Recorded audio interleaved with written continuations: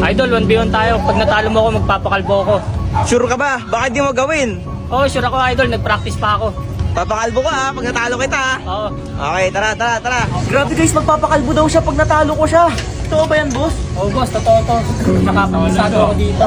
Hindi ko alam guys kung nagsasabi ba siya ng totoo, pero inayos ko ang ralo para sigurado. Kung makikita ninyo, level 11 kami pareho, subalit ang rat-rat ko parang hinangin na abo. Ngayon lamang ako nagkaroon ng kalaban na ganito, kaya niyang isaalang-alang ang pagpapakalbo upang ako ay matalo. Tingin niya siguro ganun lang ako kabilis talunin, one hit ka ngayon sa akin. Ay, gagi.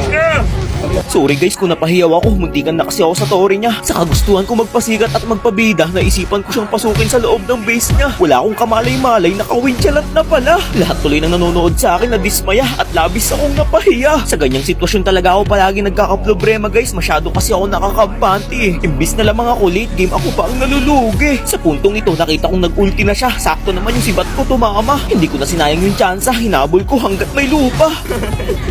Kala ko mamamatay. Sa pagkakataong ito, medyo nag-aalangan na ako kasi lock item na kami pareho. Sa konting pagkakamali lang, ang isa sa amin ay makararanas ng delubyo. Nagulat ako sa damage niya dito, nang laki ang mata ko. Wala, gago. Sakit naman mo. Kinabahan ako sa ginawa niya, kinat niya ba naman yung mga minions kong papalabas? Sa ganyang paraan, mahihirapan ako ng husto. Tapos pagtingin ko ng item namin, halos pareho. Kumbaga, ang labanan na lang dito ay talino. Kung mapapansin nyo guys, nararamdaman ko nang nandyan lang siya sa paligid. Mabuti na lang naiwasan ko at ang pinakamaganda pa niyan, nagamit niya na yung inspired niya tsaka ulti. Sinamantala ko na yung pagkakataon at sandali. Hinanap ko at hinalughog ko siya sa buong mapa. Alam kong nandyan lamang siya at hindi pa nakakalayo. Ngunit aaminin ko sa inyo, medyo kabado ako sa puntong ito. Ito na yung pinakahuling ataking gagawin ko. Isasapalaran ko na anuman ang maging resulta nito. Nagantay lamang ako ng perfect timing at nagbilang ako ng ilang segundo sabay pasok sa damo. Gagi ang base ko palit. Wow. Papakalbo ka na totoo? Oo nga, may razor ako sa bahay. At ayun na nga guys, balak ko pa sanang mag-dep dito pero napagtanto ko iisa lang naman yung minions niya kaya aking diniretso. Medyo matagal-tagal pa naman siya mabubuhay, mga 40 segundo. Syempre ang ginawa ko, tumambay na ako dito sa loob ng base niya. Bawat lalabas ng mga minions, haharangin ko na. Kapag ganito hindi na ako pwedeng magpakampante basta-basta. Kapag inantay ko siyang makabalik pa, baka ikatalo ko pa to ng malala. Walang nakakaalam kung makakaabot pa siya o hindi, pero isa lang ang masasabi ko, hindi na ako magkukunwari. Pipilitin ko na tong tapusin kesa naman ako ang mamighat. Bala ka. Ay, wala. Wala. Ang dalawang minions yun. Kaya pa no? Hindi, pag hindi millionaire. Face game? Gagi, muntikan pa ako guys. Nag-practice talaga, paano mag-Mia. Baka na ako dun ha. Kalbo na, kalbo. Papakalbo ka boy ha. Racer. Dito guys, nabigla ako sa sinabi nitong dumayo na to. Medyo uminit ang aking ulo. Boss, pasubok ko 1v1, puro may hina lang ng mga kalaban mo. Okay ka lang? Umaya na yabang boss, laro muna. Tara. Sobrang nakakapanibago kasi ang daming nanonood ng gabi na to. Guys, ba't ako yung kalaban ko ngayon? Siseryosohin ko muna to. Kasi Renan, alam ko na kayo na mong hero.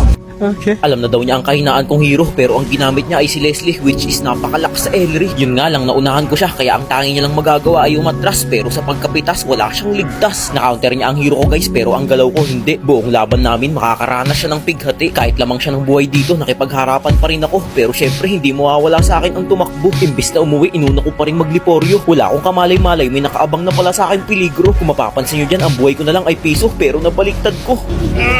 Hindi niya akalain na siya pa yung mapipita sa puntong yun. Nang magtungo ko sa red lap niya para kunin, nandito pala siya sa rikulan ko. Kamuntikan na naman ako, mabuti na lang napapanatili ko ang pagiging agresibo. Sa katunayan nga niya, nababaliktad ko pa ang aming kapalaran. Kala niya siguro hindi ko na siya papasukin. Surprise, nandito na ako. Yun nga lang, nabigyan din ako dahil sa tori niya. Kaya ang aking dalawang kamay pumalakpak na lang bigla. Sa puntong ito, kakalabas niya palang sa mahapa, nasipat ko na kaagad. Kaya't ang nangyari sa bato, siya ay nakaladkad. Sobrang tagal ng pagkakastan niya kaya hindi agad siya nakagalaw. Labis itong natunaw.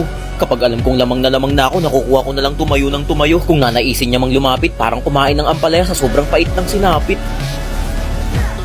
Napapatingin na lang ako sa kanya sa kada mapipitas ko siya. Sobrang kampante ko na rin kasi kala mo hindi napapalya. Subalit napakaganda ng ginawa niya sa akin dito. Pinapasok na ako sa loob ng base niya tsaka nag-prickle palayo. Sa paraang yun, lumamang siya sa akin at bago pa ako makalapit sa kanya, naging burado na ako sa mapa. Ulti pala. Medyo nag-init ako sa nangyari sa akin yun kaya nung pagkabuhay ko bumawi agad ako sa kanya.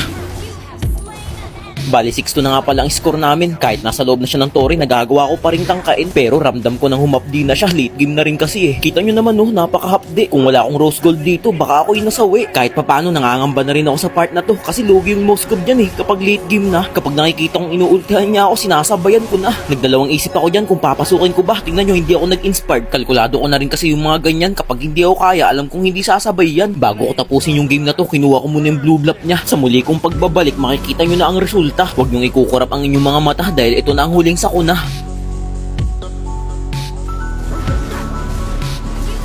Grabe, ilang sibat lang, wala na agad. Baka check yan. Hindi pa pala natatapos dyan guys kasi tignan nyo yung gagawin ng mga minions ko. Hindi marunong mag-tower lock. Napabuntong hininga pa kaming lahat. Kala namin kasi tapos na talaga. Bigla rin kasing naglabasan yung maraming minions niya. Yung kalaban ko tuloy, nagkaroon pa ng malaking pag-asa. Ay, nadip niya ba? Pero ito na yun talaga, huwag kayong mabibilib ba. Huhulaan ko lang kung nasan siya, sana tumama. At ayun na nga guys, nasungkit ko na naman ang panibagong panalo sa aking buhay. Para sa akin, ito ay isa na namang napakalaking tagumpay. Kilay.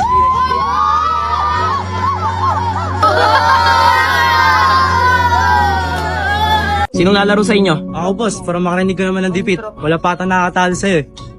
O tara. Guys, panibagong kalaban na naman yung susubok sa akin. Ako si Kyle. Sa wakas nakalaban ko na rin si Jake. Wala pa nakakatalo sa'yo, di ba? Wala pa. Ngayon, ako pa lang. Nakakatindig balahibo naman talaga kapag ganung mga salitaan. Lalo na nang maglakas loob siyang ako'y inbidan. Palag ang gusto ni Idol kaya pinagbigyan ko. Pero ba't ganun unti-unti siyang tumatakbo? Paalala ko lang sa kalsada ang daanan, hindi sa damo.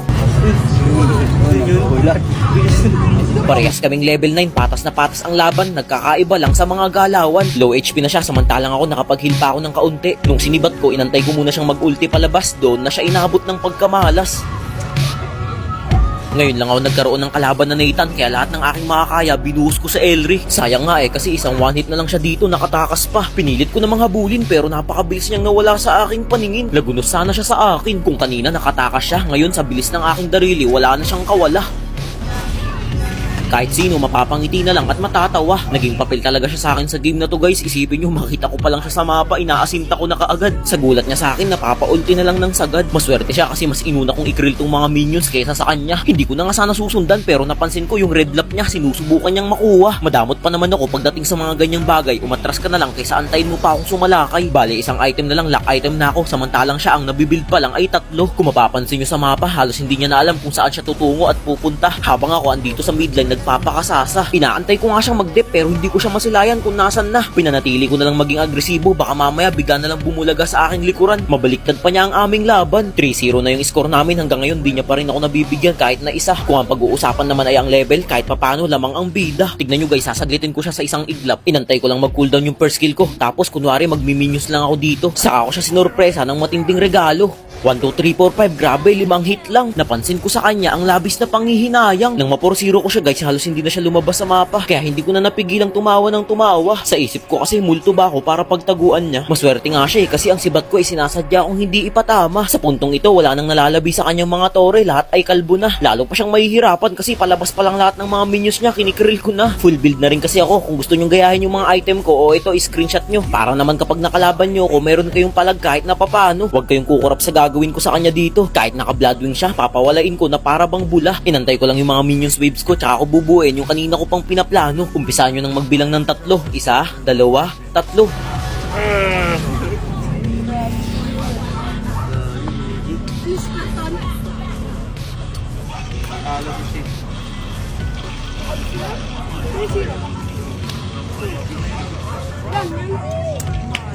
Nice game. Thank you.